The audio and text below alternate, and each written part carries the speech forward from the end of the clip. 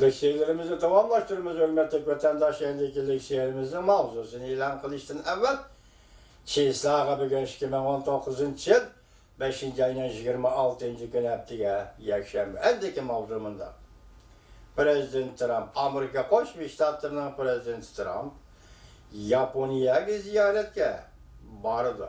Her bir İslam münasebetini küçeytiyordu. Mavzulu haber 5. ayının 25. günü Amerika Ovazlarının Xitay Dili programı ilan kılındı. Haber bundan başlar.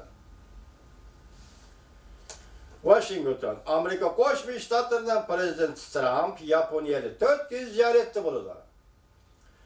Murasimga katnaşıdı. Ten terbiye faaliyetinde bulundu.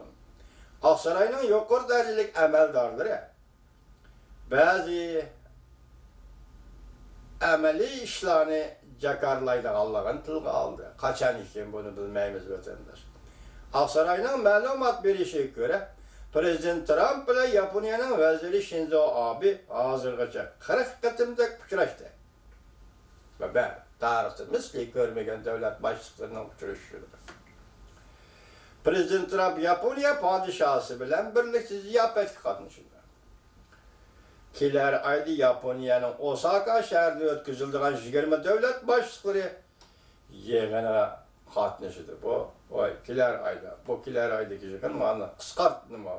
Bu haber kıstırıp koyup. Bu yıl 7 devlet başlıkları yığını Fransa'da ötküzüldü. Prezident Trump bunun hem katmıştı.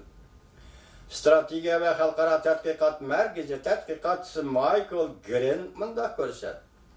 Amerika Koşmuş Ştatları ve Koşmuş Ştatları Prezident Trump hem kardeşi alaylıgan devlet Japonya veziri Shinzo Abe şikayetliğini vakatan kız ziyareti görüşetmekçi bu. Hem kardeş Japonya ile hem kardeşimiz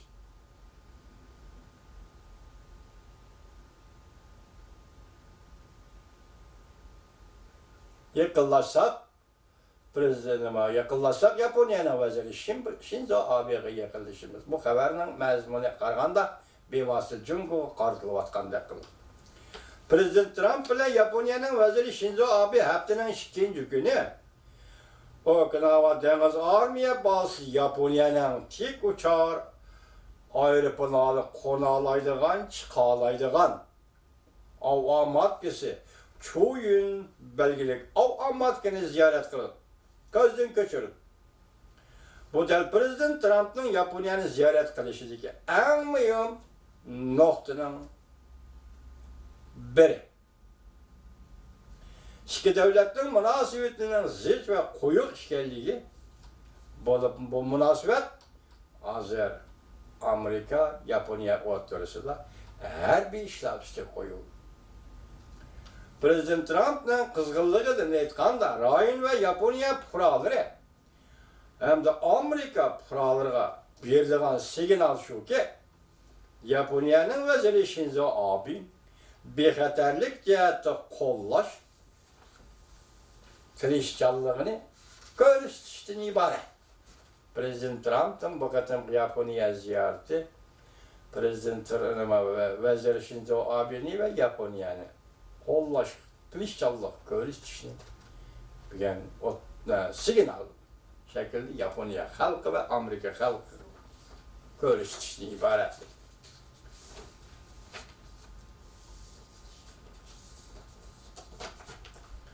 Endeki mavzu, yana bir mavzu. Amerika Koşmuş Ştatları Huawei şirketine kamal kıldı. Cezalaş Jungo'ya kartıldı. Mavzuda haber 5. ayının 24. günü büyük İrat orbiti ilan kılındı haber. Bundan başlandı. Amerika Jungo soğudu oruçu özlüksüz örlemekte. Amerika çekleş buyruğu düşürdü. Huawei şirketi yadroluk teknikisini ilgili çıkarılan Huawei, Google şirketi ve Android bilen teminleydiğin şirketlerinin münasebetini üzüp taşlaş derdisi gücü. Huawei şirketinin istikbali ulaştı. Amerika çekleş buyruq ilan qılındı. Google qatarlı şirketlerinin Huawei şirketlerinin boğan münasibetini üzüp taşıdı. Mutaxassislar tahlil qilib bundaq ko'rsatdi. Huawei şirketi vaqeaları bu yüzeki bir hadisidir. Bunun keynide Kompartiya. Çünkü Kompartiyası kaydı nizamlarını buzuvatıdı. 5. ayının 23. günü Amerika Koşmuş Ştatlarının Prezident Trump mundaq ko'rsatdi. Bexatarlik jihatdan, harbiy ishlar jihatdan aytganda Huawei şirketi intayin xatarli. Agar Jungo bilan kelishim imzolaydigan bo'lsa, Huawei şirketi meselesini ma'lum şekilde suhbat jarayoniga ilib kiramiz. Amerika Savdo Ministerligi o'tgan hafta 5. ayning 15. günü 68 yurishlik shirkatni eksportni tizginlash qora tizimligiga kirgizdi. 68 yurishlik shirkat qaysi davlatning shirkati deyilmaydi, lekin ko'p Jungoning shirkati bo'lishi kerak. Bularning eksportini tizginlash qora tizimligiga kirgizdi. Bu qora tizimlik xalqning bu qaror ta'minlash halqasına geçenler, bu karar ta'minlash halqasının zor ko'lamda üzülüşünü keltirib chiqadi. Ta'minlash halqası deganlar maddi buyumlarni yetkazib berish yo'q. Yana boshqa shakldagi ta'minlash halqalarining halqasini o'zib tashildi. Angliyaning Arim şirketi mi keçenler Huawei bilan hamkorlashish munosabatlarini o'zib tashladi.